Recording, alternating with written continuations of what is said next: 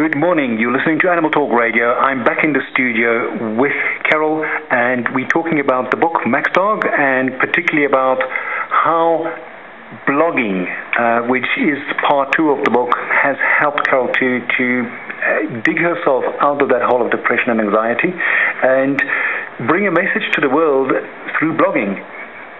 Good morning, Caryl, and tell us what happened. We talked about your 5 points in the end of the first part of the interview.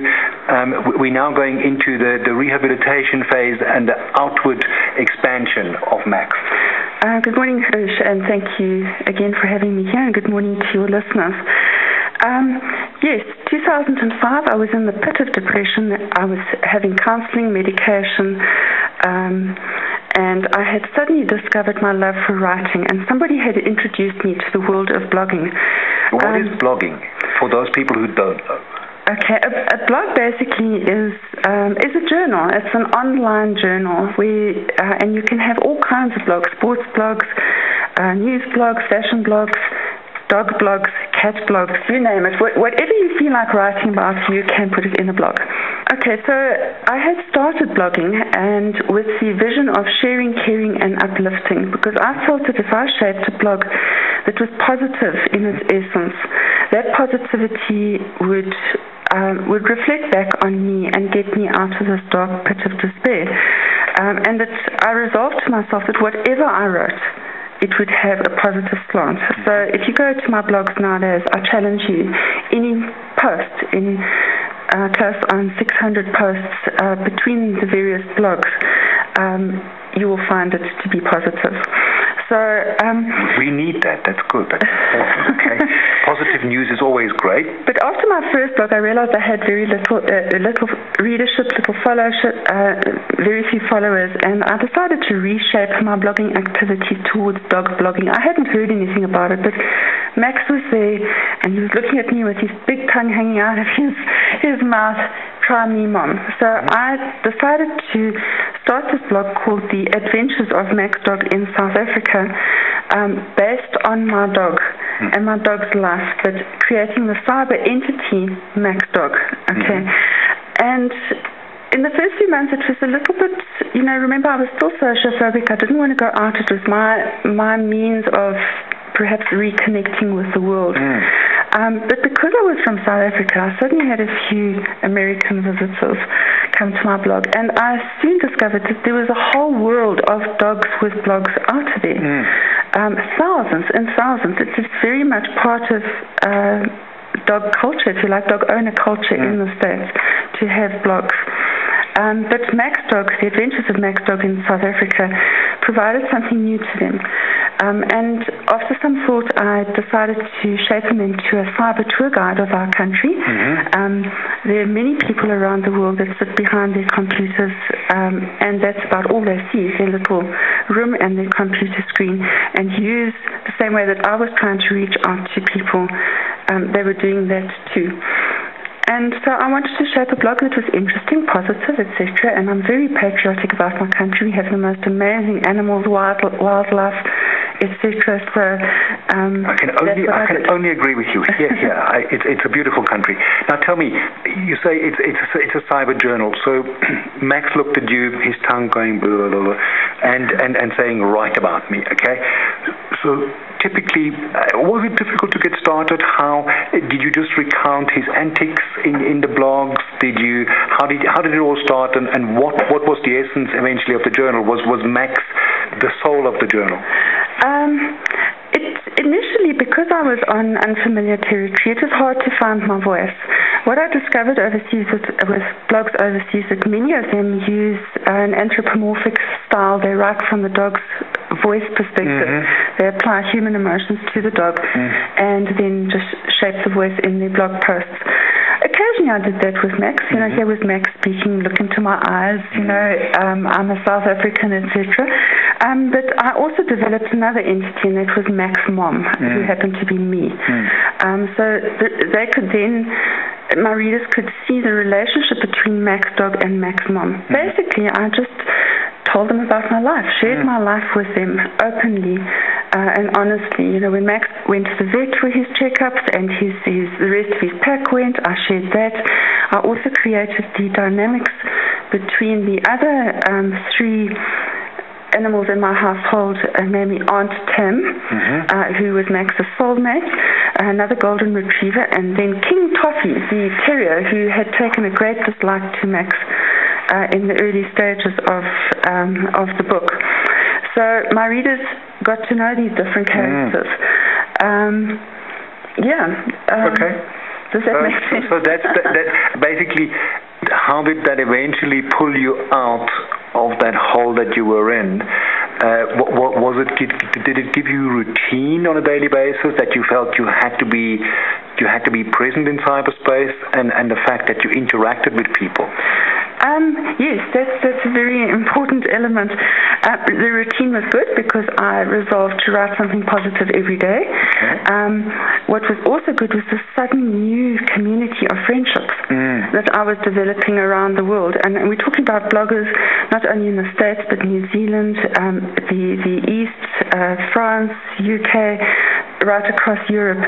And I was fascinated with the different cultures, the different ways of dealing with their animals, and we would email each other behind the scenes. And one noticed that, you would notice by the text on people's blog posts whether they were struggling. So if bloggers noticed that other bloggers were having a problem or struggling, they would put up either special blog posts in their honor or divert their readers to their blogs, which they would, it's called the power of the paw. The power of the paw is this uncanny energy which suddenly happens in the dog blogging community when they realize one of their own is under stress. And it manifests itself in the comment section of a blog post. So let's say I know that you are struggling, and I'll put up a special blog post and say, listen, power of the paw is needed on Ursha's blog. And my readers will go there and they will go to your comment section and they will give uplifting messages to you, which effectively is like a support group. Absolutely. No, I think I can see the power of the paw working, okay. That makes absolute sense. Now, I'm just looking at, there was another turning point a bit later in Max's life. How did you cope with that, and how did the community assist you? Yes. On the 7th of February 2010, I received the devastating news that my heart dog, Max, had cancer. He had a large liver tumor, and my vet, after many tests, had given him 2 weeks to live. This was devastating because he had been with me for 10 years. He'd been my support, often my only companion at home.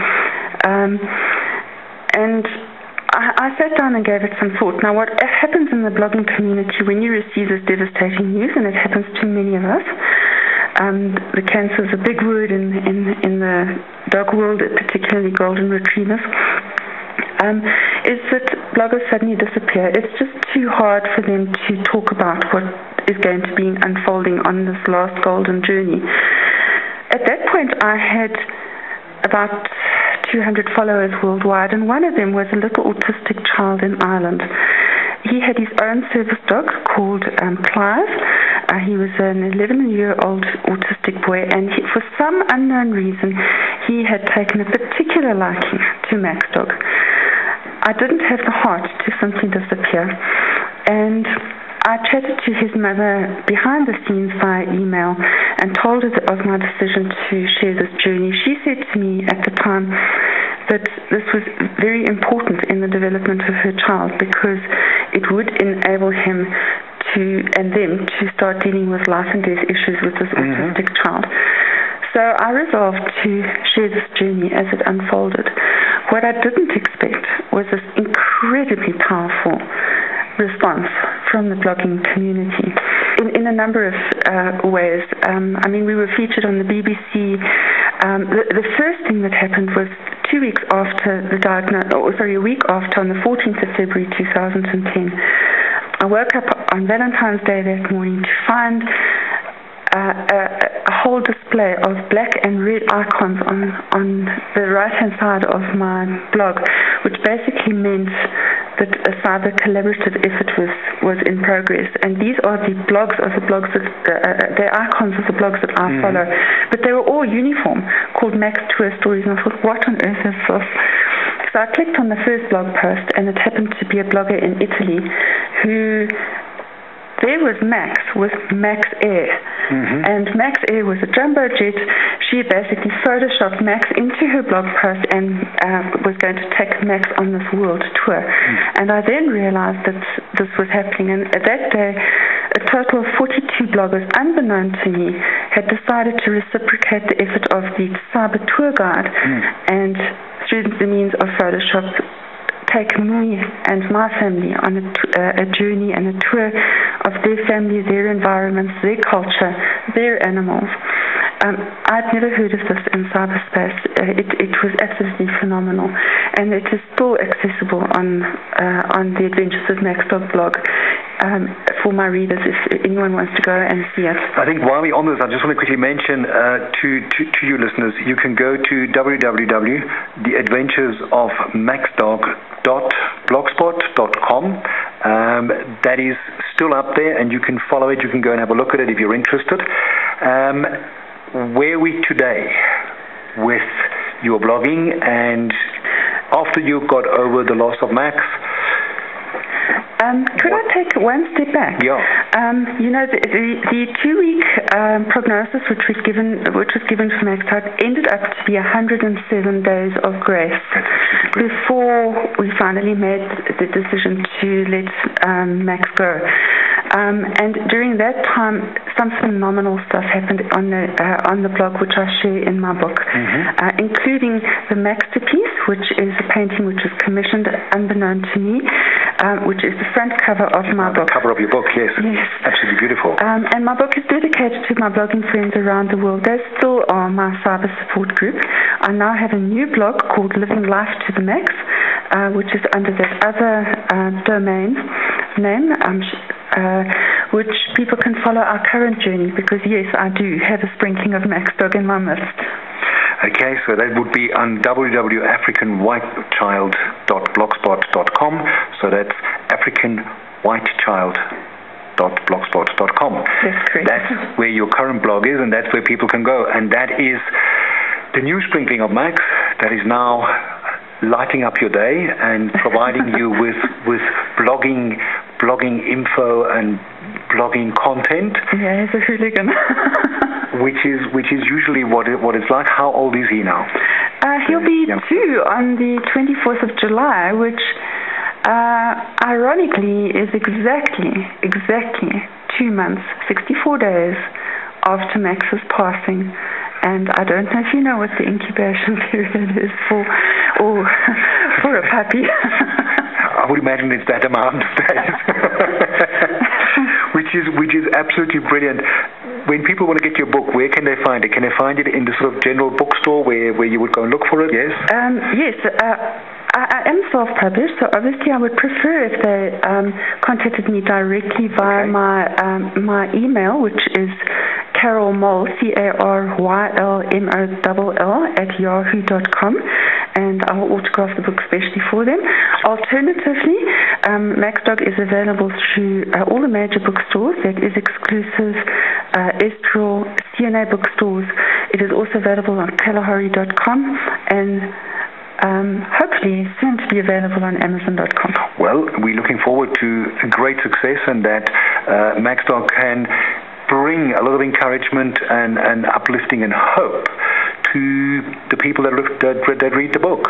Yeah, my one wish, if there was one wish that I would whittle it down to, and that is that to back up my personal prayer for this book, which is every word, every sentence, every paragraph, every chapter is backed up with the phrase which says, wherever Maxdog goes, let it do good.